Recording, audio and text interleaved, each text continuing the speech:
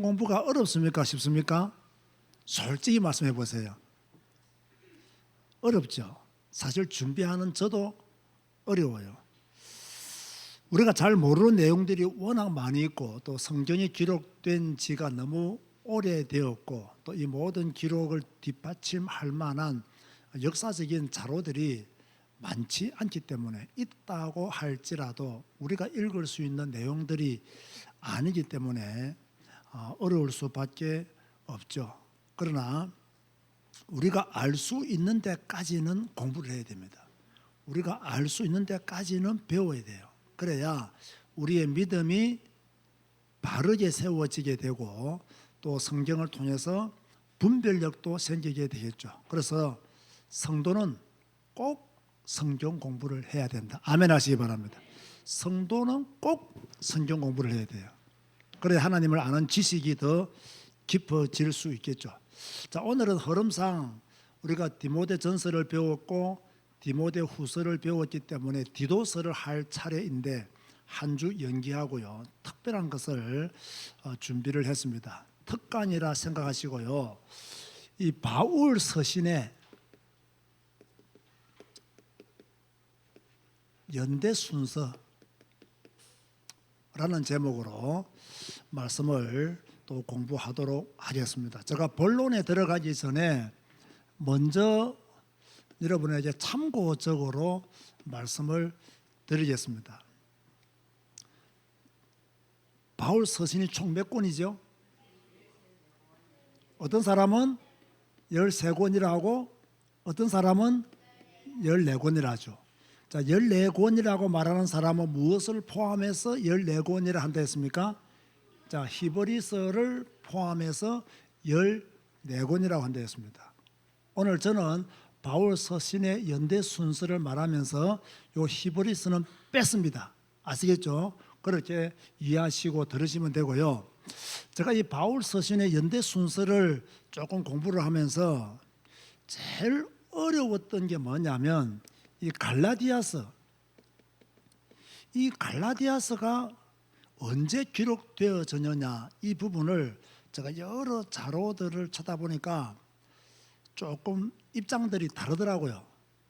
어떤 사람은 바울 서신의 첫 번째 편지가 이 갈라디아서다 이렇게 말하는 사람이 있어요. 그래서 저도 그렇게 일단 정리를 해둡니다.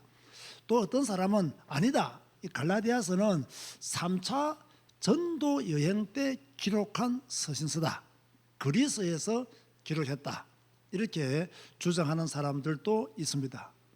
그러나 저는 지금 갈라디아서를 첫 번째 서신으로 일단 정리를 하지만 이 부분은 이런 주장들이 있다는 것을 여러분들이 아시면 좋겠습니다. 이해되시죠? 자, 그 다음에 세 번째가 뭐냐면요, 제가 여기에서 이제 바울 서신의 기록 연대를 기록합니다. 뭐 몇 년도 몇 년도. 그런데 다 맞는 건 아닙니다. 조금 다를 수 있습니다. 그러나 저는 좀 두리뭉실하게 좀 뭐 몇 년도에서 몇 년도 사이 이렇게 정리를 해두었습니다. 왜 이걸 말씀을 드렸냐면 다른 책에는 또 다른 분들은 이 연도를 이렇게 표기했는데 목사님은 이렇게 하셨네요라고 따지지 말라고. 아시겠죠? 기록 연대는 조금 학자들마다 보는 견해마다 조금 차이가 난다. 이것도 참고만 해라. 그러나 전체적으로 볼 때는 순서는 뭐 거의 비슷하다라고 여러분에게 말씀을 드릴 수가 있겠습니다. 자, 이렇게 정리하시고 바울 서신의 첫 번째가 뭐라고요? 갈라디아서라고 제가 그렇게 정리를 했다고 했죠. 이 갈라디아서 기록 연대는 49년에서 50년 사이일 것이다. 그렇게 보고요. 어디에서 기록했느냐? 시리아 안디옥에서 기록했다. 그러면 갈라디아서니까 이 갈라디아서의 수신인은 누구였습니까? 갈라디아 교회가 되겠죠. 그러면 언제 기록했느냐라고 하면 뭐 49년에서 50년도 그 사이를 본다고 했는데 좀 더 구체적으로 설명하면 사도행전 15장에 보면 예루살렘 공의회가 놓여져 그죠.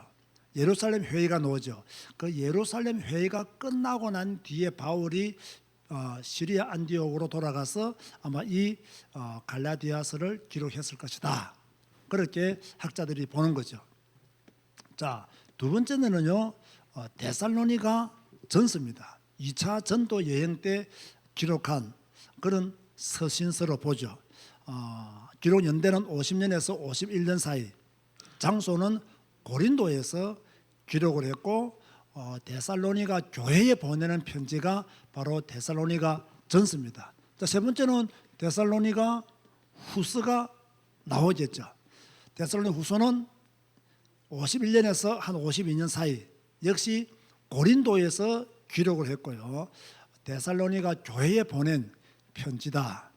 그렇게 보시면 됩니다. 자, 오늘은 조금 딱딱하고 어렵습니다. 재미도 없습니다. 그래도 여러분이 전체적으로 성경을 공부하고 또 바울 서신의 연대를 참고하고 알고 있으면 이 바울 서신이나 신약 성경을 공부하는데 도움이 됩니다. 그리고 우리는 이런 것을 지금까지 배워본 적이 없기 때문에 한 번쯤은 배우고 또 이렇게 지나가는 것이 도움이 되겠죠.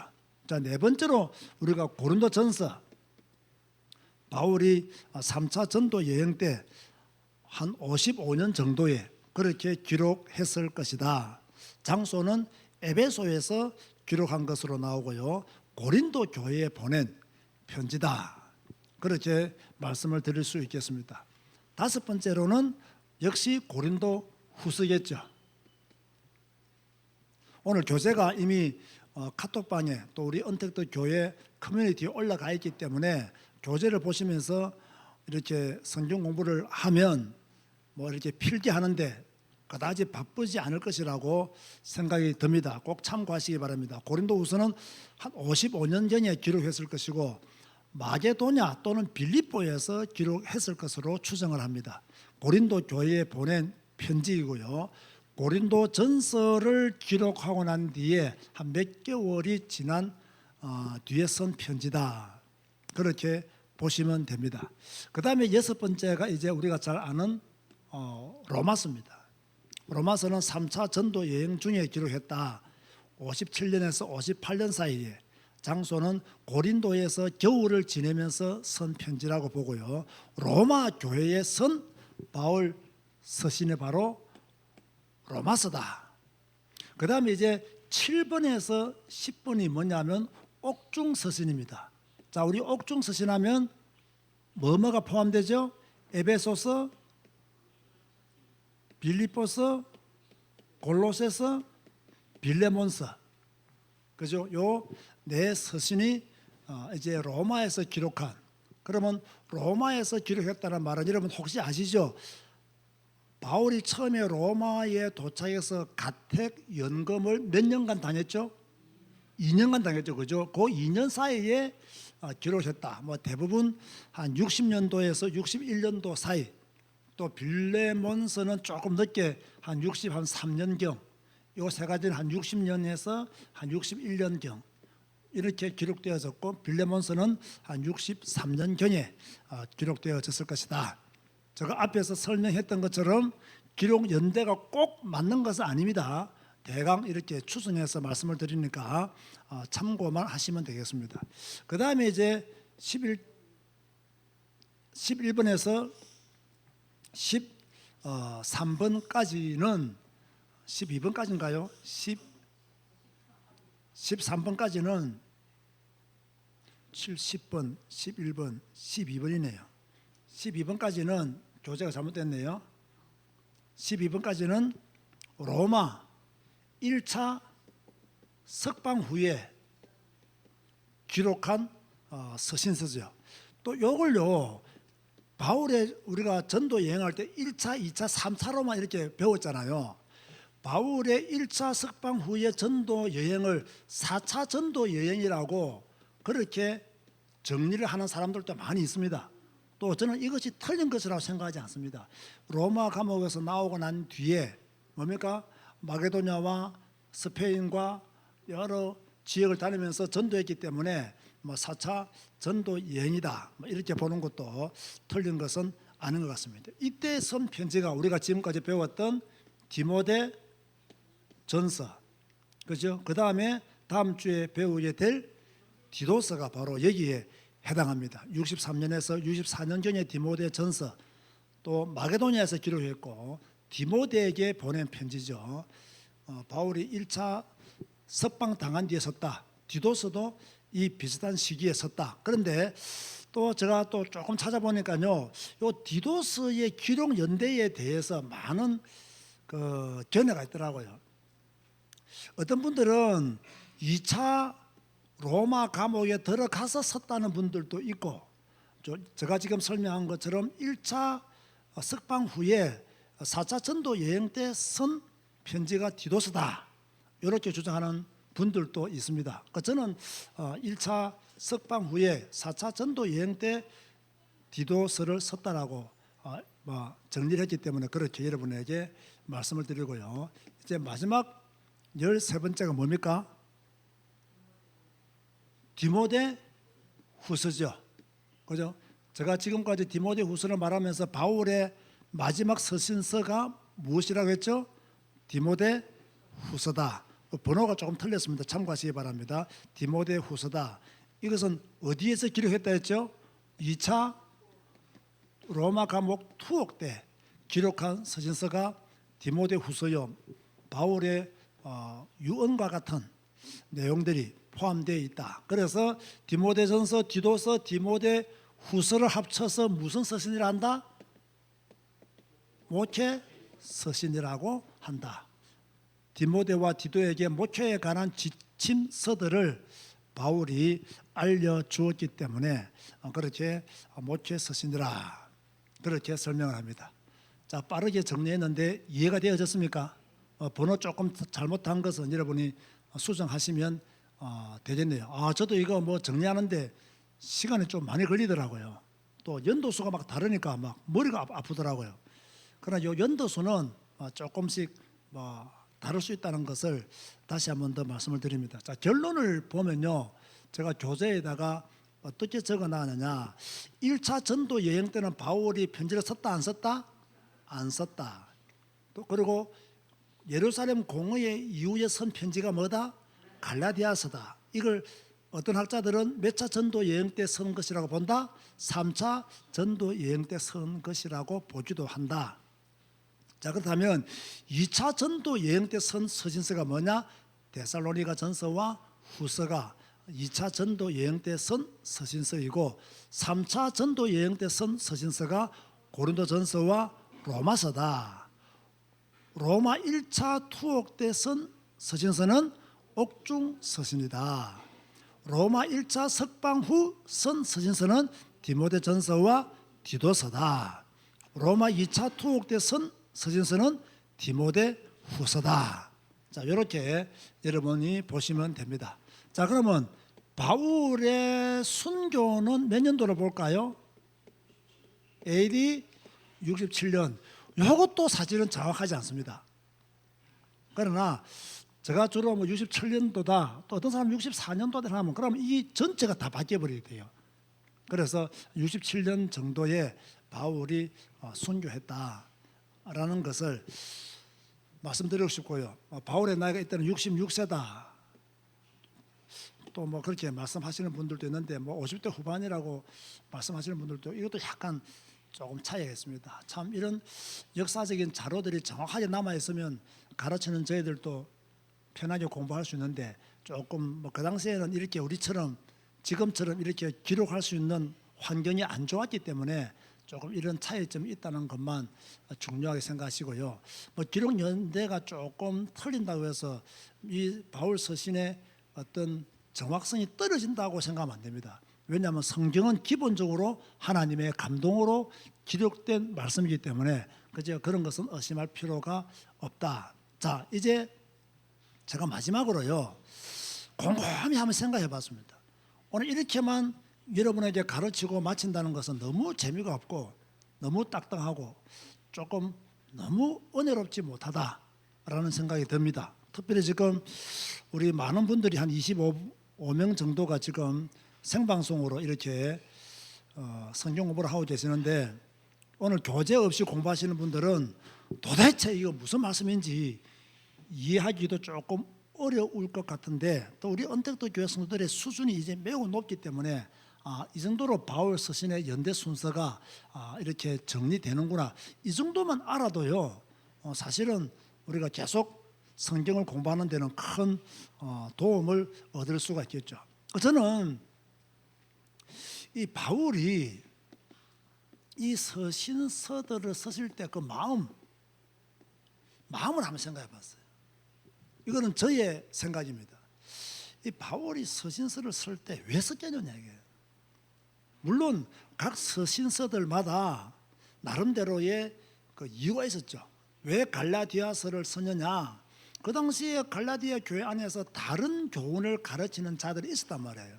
그러니까 다른 교훈을 가르치는 자들, 유대주의자들, 할례를 받아야 구원받는다라고 하는 이 율법주의자들이 갈라디아 교회 안에서 판을 치고 있었기 때문에 바울이 급하게 예루살렘 공회에서 이방인도 구원받는다는 것을 결정했잖아요. 그죠?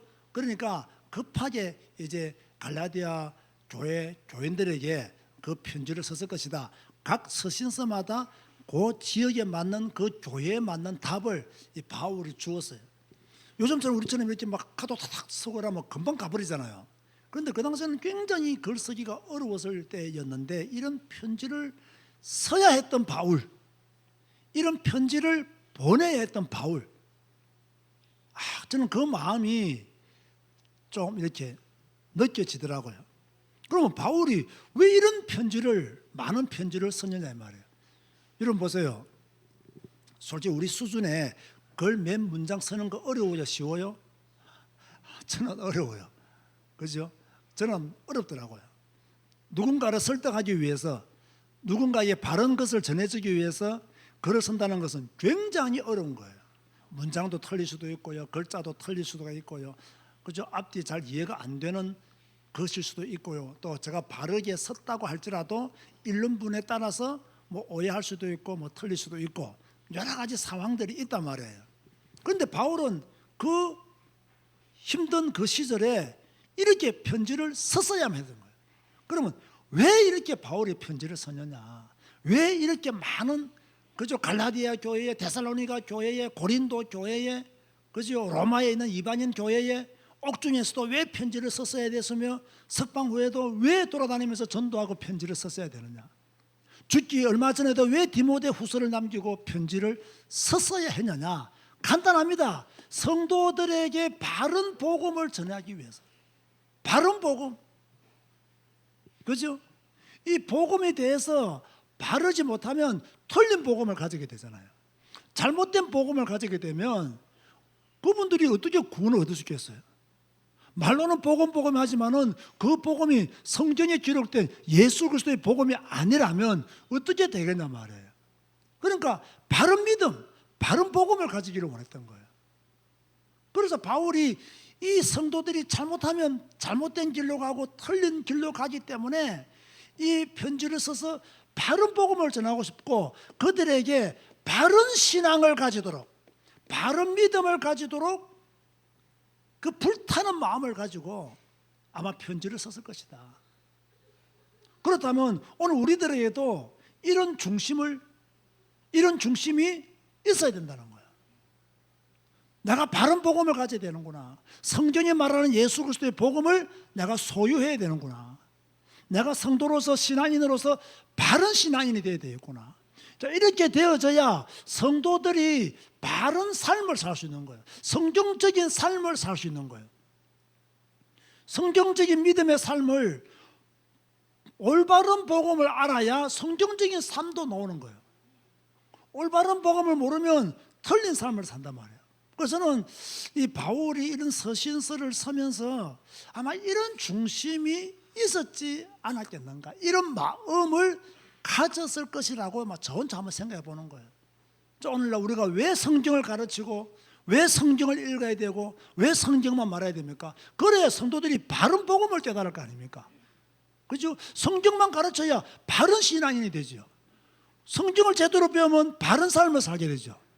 저는 이 세 가지 때문에 아마 바울이 이런 서신서를 통해서 그들에게 전해주고자 했던 메시지가 이거였을 것이다. 저는 그렇게 깨달았어요. 그렇게 저는 느껴졌어요. 내가 누군가에게 편지를 쓴다면, 내가 누군가에게 글을 남긴다면 이런 마음과 중심을 가지고 글을 남겨야 그 사람이 바른 길로 인도받을 거 아닙니까? 내 개인의 어떤 욕심을 채우기 위해서 복음을 이용한다면 그 사람이 내게 속는 거잖아요. 내 개인의 사리사욕을 채우기 위해서 복음을 포장해서 설명한다면 그 사람은 틀린 복음을 깨닫게 되는 거예요. 그러니까 바울은 이 편지를 쓰면서 뭘 염두에 두었겠는가라고 생각해 보니까 정말 이 성도들이 잘못된 복음이, 다른 교훈이 들어가면 안 된다. 바른 복음이 들어가야 된다.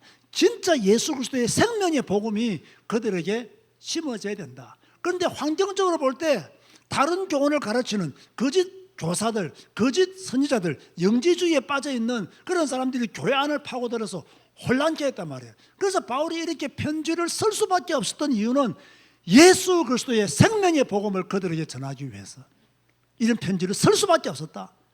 그래야 저 성도들이 바른 신앙을 가진다는 거예요. 다른 교훈을 듣게 되면 다른 삶을 살잖아요. 이거 진짜 이런 거 많이 있거든요. 그러니까 바울은 성도들이 바른 신앙 가지게 하기 위해서 이 편지를 썼다. 그럼 우리도 이런 마음을 가져야 돼요. 오늘날 목사들도 이런 마음을 가져야 돼요. 그리고 성도들은요, 바른 복음을 알고 바른 신앙을 가지면 바른 삶을 살게 된다는 거예요. 자, 우리 제자교회와 언택트 교회가 왜 성경 읽기를 강조하고 왜 성경 공부를 강조하느냐? 성경 읽고 성경을 공부하면 제가 늘 하는 말, 분별력이 생긴다는 거예요. 이런 지혜를 하나님이 우리에게 주시는 거예요. 이 분별력이 없으면요, 무엇이 바른 복음인지, 분별력이 없으면요, 무엇이 바른 신앙인지, 분별력이 없으면요, 무엇이 바른 삶인지를 몰라요. 참 우리가 무지한 교인이 되면 안 됩니다. 진짜 깨어있는 성도가 돼야 돼요. 기도를 많이 하는 성도가 깨어있는 성도가 아닙니다. 성경을 바르게 아는 성도가 깨어있는 성도다. 저는 그렇게 정리하고 싶어요. 옛날에는 막 기도 많이 하는 사람이 깨어있는 성도인 줄 알았어요. 지금 생각해보는 거 아니에요. 성경을 많이 읽고 공부하는 사람이 깨어있는 성도다. 이런 사람이 진짜 기름과 등불을 준비할 수 있는 믿음의 사람이 된다. 그런 마음이 다 일어났어요. 그래서 우리는 성경을 읽고 성경을 배움으로 바른 복음, 바른 신앙, 바른 삶을 사는 성도가 되어야 될 줄로 믿습니다. 기도하시겠습니다. 주님 감사합니다. 오늘은 바울의 서신 연대순으로 정리해 보았습니다. 우리가 이런 것을 공부하고 배우는 것도 중요하지만 왜 바울이 이렇게 편지를 썼느냐, 바울의 중심이 어땠을까를 돌아보는 것도 우리에게 좋은 메시지가 될 줄로 믿습니다. 바울은 성도들이 바른 복음을 알고 예수 그리스도의 생명의 복음을 알고 바른 신앙 가지기를 원해서 어렵게 자신의 시간을 들여 노력과 정성을 다하여 하나님의 감동으로 성경을 기록한 줄로 믿습니다. 우리에게도 바른 복음, 바른 신앙이 세워지게 하여 주옵소서. 그래야 바른 삶이 나오니 하나님 우리의 삶을 살펴주시고 주님 보시기에 합당한 자로 살아가게 하여 주옵소서. 예수님의 이름으로 기도드리옵나이다. 아멘.